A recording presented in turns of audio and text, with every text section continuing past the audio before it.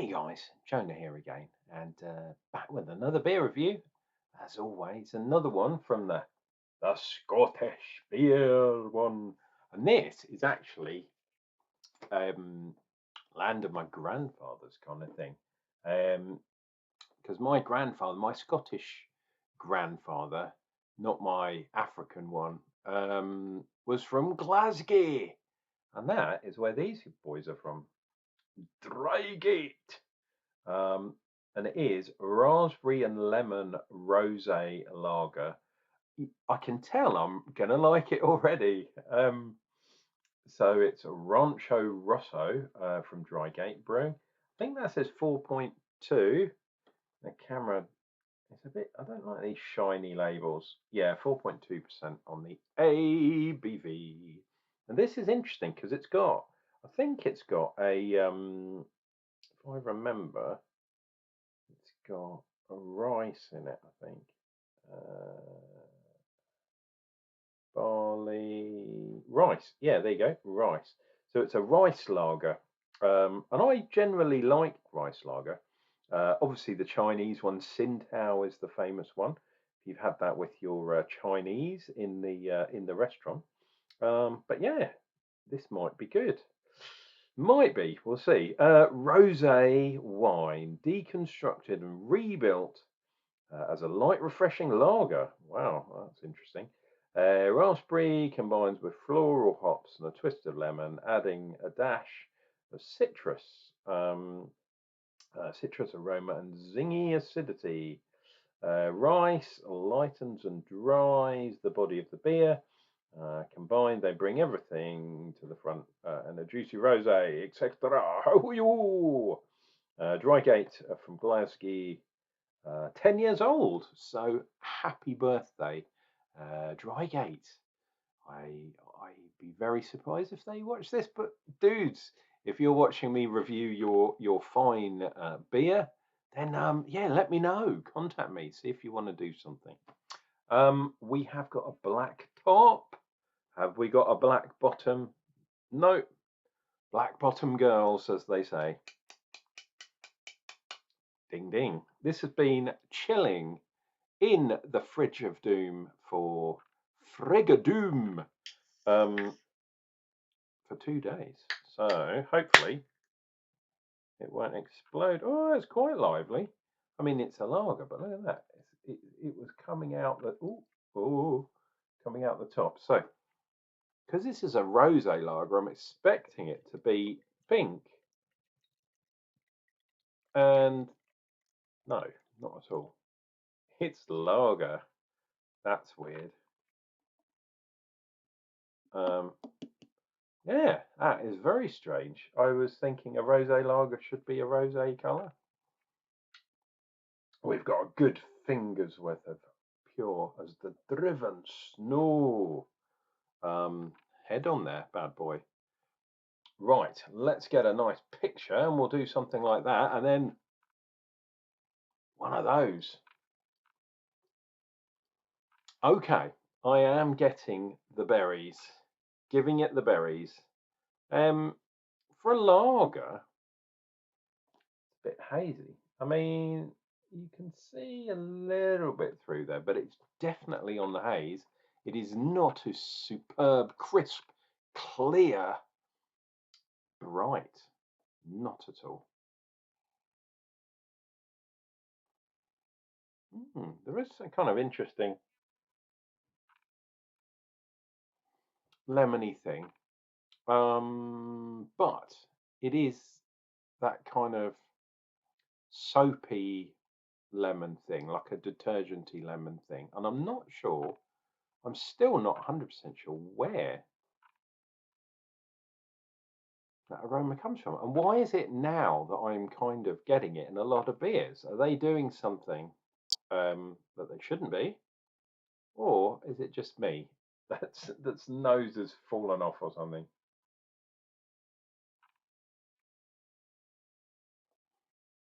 Yeah, someone keeps accusing me of having nefarious drugs and stuff. The only drugs I have, dear viewer, are prescription ones. They are pretty good. But alas, they do funny things to you sometimes. But no, I don't do any illicit drugs at all. I drink beer. That's my way around this world. Um, when discussing the past and my youth, um, I'm not going to do that here. Um, but yeah, I do not take any drugs at all apart from what the doctor gives me, plus alcohol, and that's good enough. Cheers and beers. Let's dive in.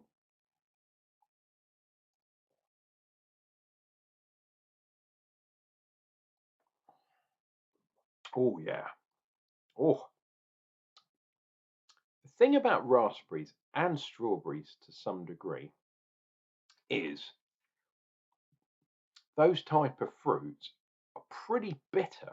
People don't think they are, but they are. And raspberries especially, if you go into one of those pick your own kind of fruiteries or farmers' fields with pick your own veg, and you have a few, 'cause you're not supposed to do that, but I always have one straight from the bush.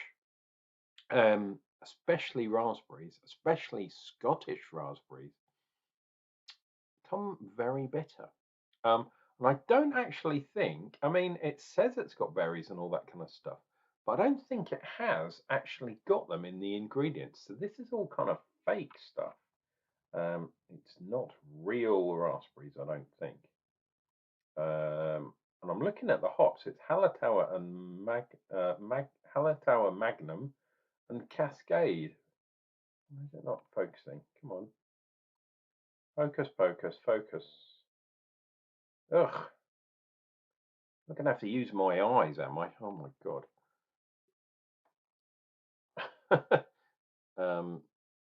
Yeah, there's no. Oh, wait a minute. There's something. Let's say raspberry. I can't, dear viewer, I cannot see. This is the kind of nonsense that. Ah, there we go. Why didn't I do that the first time? Oh no, it says raspberry lemon. Yeah, okay, interesting. So maybe it has got raspberries in. That would make sense. My ramblings, what I was saying is real raspberries are bitter. When you have raspberry sweets or raspberry jelly, the fake stuff, the stuff that's made to taste like raspberry but isn't raspberry, tends to be sweet. So I was thinking maybe there are raspberries in here. And it says lemon as well, so I'm assuming lemon juice or some sort of a lemon jello. No, I don't think so.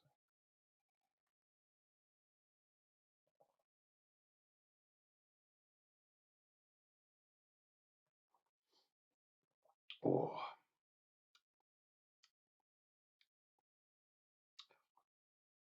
yes, there is that hit of lemon there, but it tastes, like I say, the lemon especially tastes like that kind of, yeah, detergent, lemon detergent, lemon dishwater, um, which is weird. I wonder if it's some sort of stabilizer or something that they attach, because I usually get it with lemon, anything lemon or citrusy.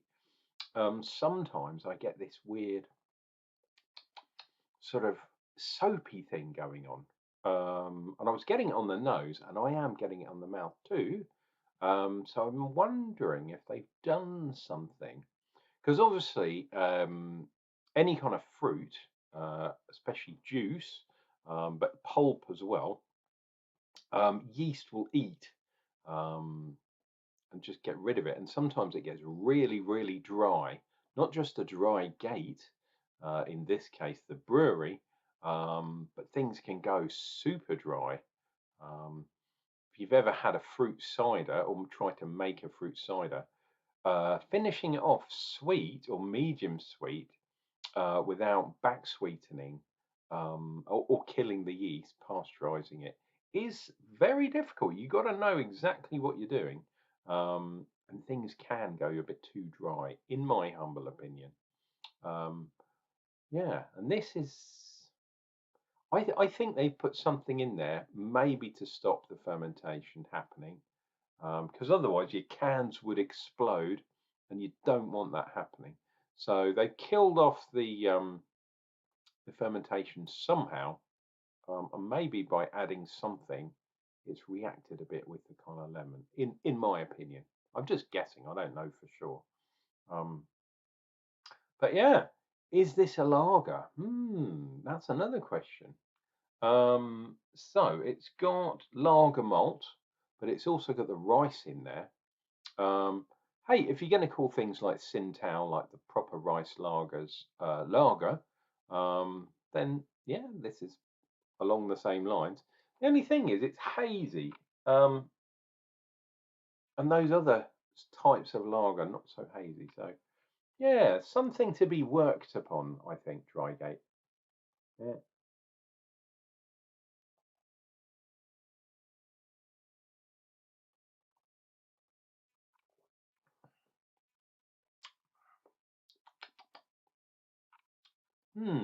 So for me, and this is just me, but that's why you're here, dear viewer.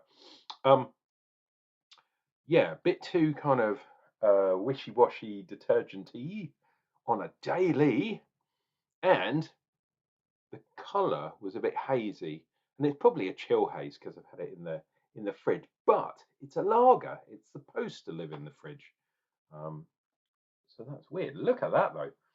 On the plus side, Jesus Christ, look at the lacing of doom. They look like fat waves. Look at that, unbelievably flat. And look on the back. That is outrageous. Look, there's a sort of rocket thing there, a rocket man. Um, anything around the other side that looks like anything? Oh, some little finger waves there, but my goodness, that is absolutely crazy. That does not usually happen with lager either. Um, and obviously, I'm talking about macro lagers, the big boys. But yeah, even homebrewed lager doesn't usually have that much lacing on the glass. So interesting, very interesting. I'm glad I tried it. And there we go. That is my review of Rancho Rosa, raspberry lemon rosé lager. What is the rosé thing about? Um, are they saying that there's skin? No, there wouldn't be. I mean, rosé.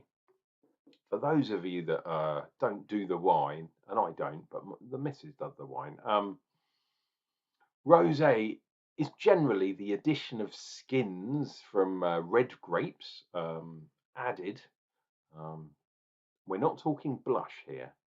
We're talking proper rosé, proper gnarly rosé, giving it that kind of deep red colour, um, but just lightened up by the white wine, which is interesting. And yeah, you can use red wine grapes so long as you peel them, um, and then put the lay it on the skins for a little period of time. Whereas a red wine, you just chuck the skins in from the very beginning. Rosé, you leave the skins and then either take them out, or you pour the white wine made from the red grapes, if that gets confusing, onto the degraped uh, grapes, if that makes sense. Hey, dude, I'm a beer guy, not a wine guy, but that's my understanding of what rosé is. Um, but yeah, why is the beer rosé? That doesn't make any sense to me whatsoever. And the grape juice, which might have a hint of, sorry, not the grape juice, the raspberry juice would give it a pink hue too, and there was none at all. Look, there's still a tiny bit left in the bottom of the glass there. There is no semblance of redness at all in there. Not a pink sausage to be found. You leave my pink sausage alone. But don't forget to come back because I'm going to do another ludicrous bear review, and that's going to happen real soon.